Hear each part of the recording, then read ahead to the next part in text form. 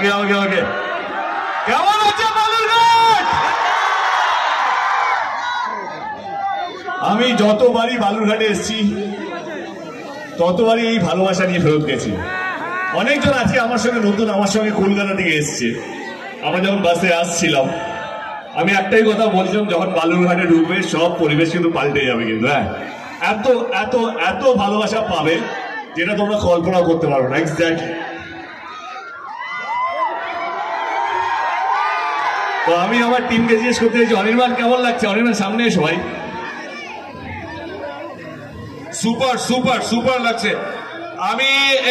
আমি আগেই বলছিলাম যে এরকম একটা বড় ছবি যেটাকে বলা হচ্ছে বাংলার বাহুবলী, এত বড় ক্যানভাসে এত মানুষের সামনে কমার্শিয়াল সিনেমা, বড় সিনেমা মানে মানুষের, এই আইডিয়া দেবে যে মানুষের ছবি যদি করতে হয়, মানুষের কথা যদি বলতে হয়, তাহলে মানুষের কাছে গিয়ে বলতে হবে।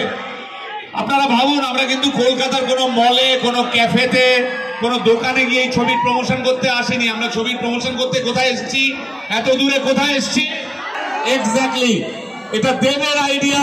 খাদানেও প্রমাণ করে দিয়েছে যে বাংলা ছবি শুধু শহরের নয়, আবার হাত ধরে জেলার মানুষের কাছে ফিরবে। বাংলা ছবি সব বাঙালির।